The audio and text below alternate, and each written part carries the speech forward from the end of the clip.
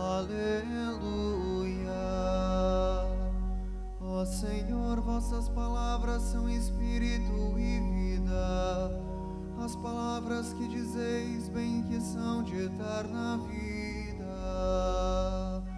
Aleluia. Aleluia.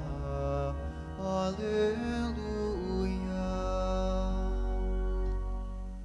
O Senhor esteja convosco. Ele está no meio de nós. Proclamação do Evangelho de Jesus Cristo segundo João. Glória a vós, Senhor.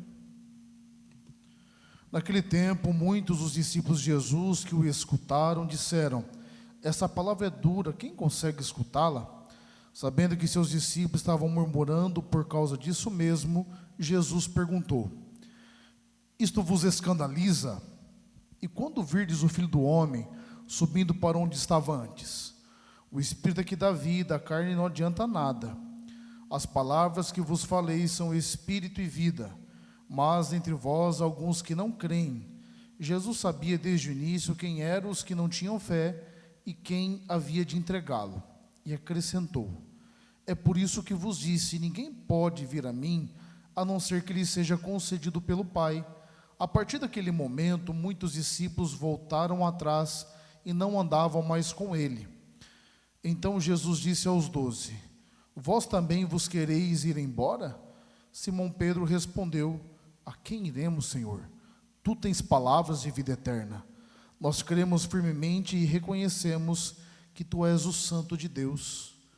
Palavra da salvação. Glória a vós, Senhor.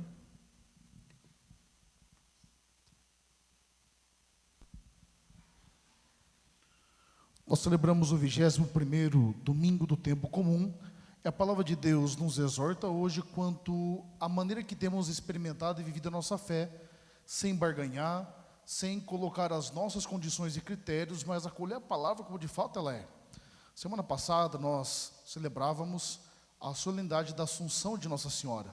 Maria que elevada aos céus participa na ordem da graça dos méritos de Cristo e, portanto, com o corpo ressuscitado, experimento que um dia nós, se permanecermos fiéis, também viveremos, também experimentaremos. E de maneira muito própria, logo na primeira leitura, o que o Senhor espera de nós no primeiro momento é atitude. Olha o que Josué passa. O povo, até chegar à terra prometida, murmurou muito, reclamou demais. Chegava um momento que eles tinham saudade da escravidão, porque eram escravos, mas comiam e bebiam, enfim, tinham aquilo que era necessário, fundamental, tinha a sua circunstância resolvida. Só que chega um momento, quando estão adentrando na terra, Josué fala: olha, se vocês escolherem servirem os deuses da Mesopotâmia, o problema é de vocês, ele vai dizer. Eu e minha casa, nós serviremos ao Senhor. Ou seja, Josué fala por ele, por aqueles que estão sob a sua responsabilidade. É uma atitude que ele toma na liberdade do seu coração. E aí está um ponto fundamental. Deus, ele é onipotente, onipresente, onisciente. O que significa isso? Ele pode todas as coisas, ele sabe todas as coisas, ele está em todos os lugares.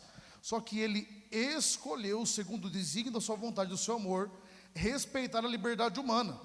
Tanto que você pode dizer sim ou não a Deus, é ou não é? Você poderia ter vindo ou não à Santa Missa. É que nem os católicos que estavam rezando: o Senhor manda chuva. Aí manda chuva, eles não vêm rezar, fica em casa lá, contemplando a água caindo assim, ó, a chuva. É ou não é? Está no horizonte da nossa liberdade. Deus respeita a nossa liberdade. E ao respeitar a nossa liberdade, existe algo que somente nós podemos fazer por nós mesmos. Somente eu posso dizer sim a Deus, ou somente eu posso dizer não. A graça de Deus, a presença dEle sempre age, sempre atua. Só não vai atuar se a minha decisão for diferente. Ele não vai invadir a minha vida e fazer por mim o que eu tenho que fazer. Aí então, talvez um dos grandes problemas da nossa geração, e sobretudo por excesso de cuidado, excesso de carinho, excesso de proteção, muitos dos nossos jovens, nossas crianças, não crescem. E não por um motivo errado. Quem aqui é pai e mãe, se você não disse, um dia você vai dizer, você pensa assim: eu não é? Eu não quero que o meu filho sofra o que eu sofri, passe o que eu passei. Só que se você leva ao pé da letra isso a todo momento, nós vamos criando uma geração que não sabe resolver problema, que não sabe lidar com frustração, que não sabe lidar com nenhum não. Tem um povo que não sabe ouvir não sabe o que é frustração, gente. Nada na vida pode dar errado. Na sua vida as coisas dão errado de vez em quando, sim ou não? Claro que dá, gente, na minha vida também. É assim que funciona. Não que a gente tenha a intenção de que a coisa dê errado, mas acontece. A grande questão é qual tem sido a nossa atitude de fé e como eu tenho acolhido a Deus no concreto da nossa história. Porque mesmo aqueles que não tiveram essa super proteção, às vezes por uma ferida na história não conseguem caminhar mais. Há pessoas que ficam presas a relacionamentos, a coisas que não deram certo, a um trabalho que de repente não foi como você sonhou, e fica a vida toda em cima disso, quando na verdade o que Deus espera de nós? Sirva a Ele, segue adiante. Para chegar na terra prometida, muitos não chegaram, teve muito sofrimento, teve muita dificuldade, mas aqueles que perseveraram, que olharam para Deus e caminharam, foram aqueles que conseguiram chegar até o final. O problema é que nós queremos um Deus que sirva aos nossos interesses, que respeita os nossos deleites, não um Deus que venha de fato e transforma a nossa vida. Olha o que acontece no Evangelho. Quando Jesus multiplica os pães, o povo fica tão eufórico que eles querem proclamá-lo rei. Eles reconhecem em Jesus alguém que eles querem que reina sobre eles. Só que daí Jesus vai explicando o sentido do milagre. Aí chega um momento que já começa a dar problema, ele vai dizer: eu sou o pão do céu. Não foi Moisés que deu o pão para vocês, não. Eu sou o pão que desceu do céu e que dá vida a esse mundo. Aí já começa um problema. Até que Jesus chega em um determinado momento, nesse mesmo capítulo de João, e vai dizer: a minha carne é verdadeira comida, o meu sangue é verdadeira bebida. Quem não comer da minha carne e beber do meu sangue não terá vida eterna. Aí o povo não consegue mais seguir Jesus, tanto que eles dizem: essa palavra é dura demais, quem pode escutá-la? E muitos deixam de seguir Jesus. Só que olha que interessante, Jesus foi atrás do povo, chorou: não, vem cá meu anjo, eu vou te explicar isso aí. Não, vem cá, deixa disso. O que ele faz? Ele deixa aí. Sabe por quê, gente? É porque Jesus desconsidera o que as pessoas acham? Não, gente, é porque existe um jeito pelo qual ele quer ser adorado, um jeito pelo qual ele quer ser seguido, e se não for desse jeito, é melhor que nem comece. É por isso que em Lucas 14, do 25 ao 35, ele vai dizer que há uma maneira de amá-lo, há um tipo de sofrimento, e há um tipo de renúncia, e a comparação que ele traz é tão pontual. Ele vai dizer: olha, você vai construir uma casa, boa parte da gente aqui já construiu alguma coisa, se você não tiver recurso, você vai passar vergonha, você vai chegar uma hora que você não vai conseguir terminar. É como se dissesse: você quer ser meu discípulo? E todos nós queremos. Só que ele vai dizer o seguinte: para o meu discipulado tem critério, porque se não observar esses critérios, vocês não vão conseguir chegar até o final. A preocupação de Jesus não é simplesmente limitar o número daqueles que seguem Ele, mas garantir que nós, ao seguirmos Jesus, consigamos chegar até o final, senão não vai dar certo. É isso que ele fala para o povo. E é curioso que ele olha para os 12, né, que estavam ali, e fala: e vocês? Quer ir embora não? Ao que Pedro responde: a quem iremos, Senhor? Tu tens palavras de vida eterna. Nós cremos e professamos que o Senhor é o Santo de Deus. Posso contar um segredo? Eles também não tinham entendido nada. Nós percebemos no decorrer do Evangelho, Pedro não tinha entendido esse discurso todo. Mas sabe qual que é a grande diferença? Pedro sabia quem era Jesus e acreditava em Jesus. Ele não tinha toda a formação teórica, não tinha entendido perfeitamente o que era o pão da vida, o que era carne e sangue, não tinha entendido.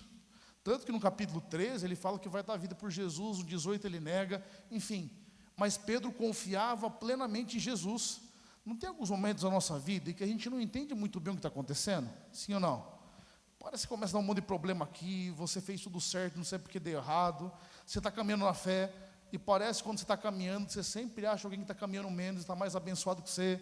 Aí você começa a se questionar por que isso, por que aquilo outro. E muitas pessoas se perdem no caminho porque não olharam para Jesus.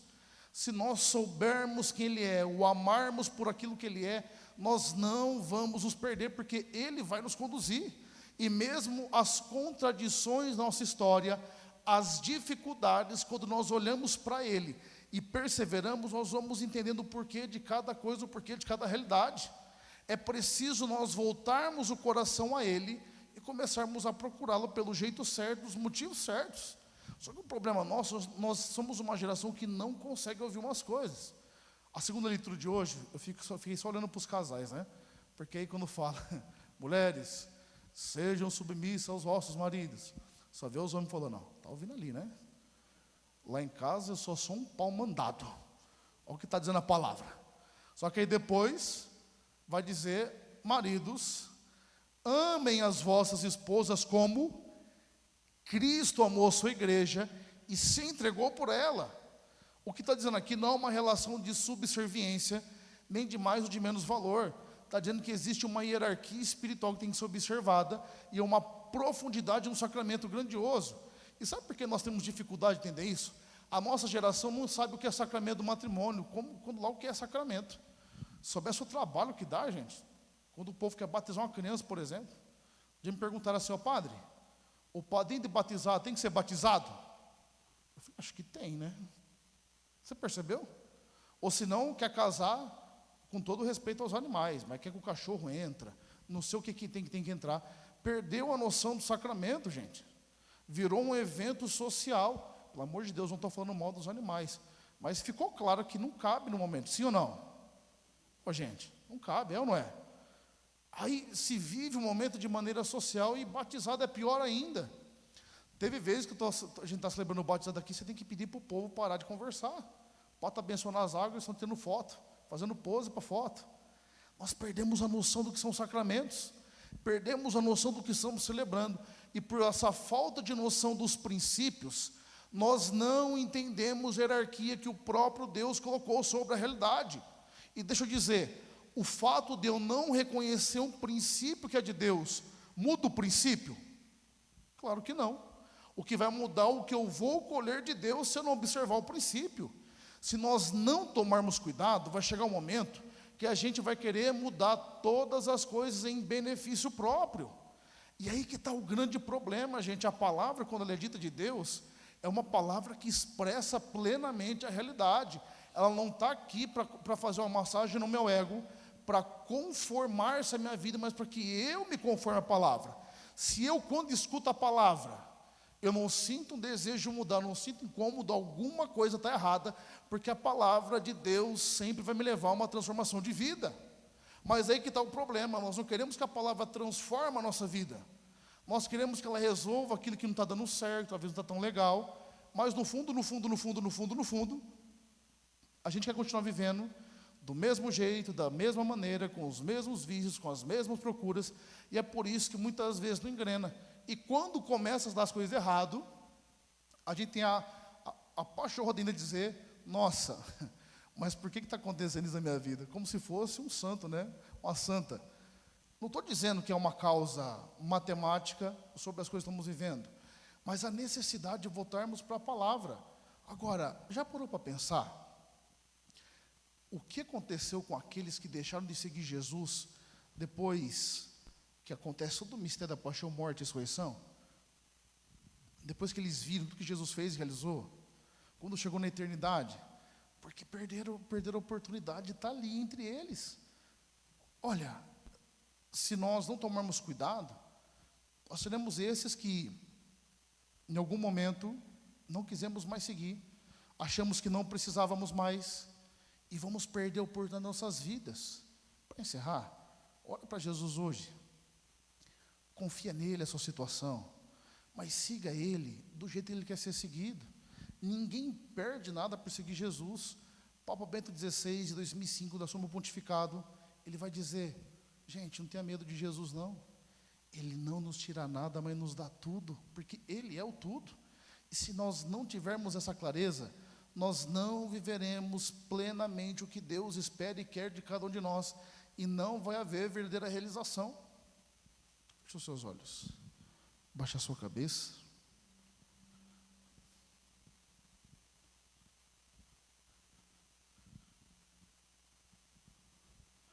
E peço ao Senhor essa graça, de viver no amor, na misericórdia, na graça do Senhor, de viver de fato essa existência renovada.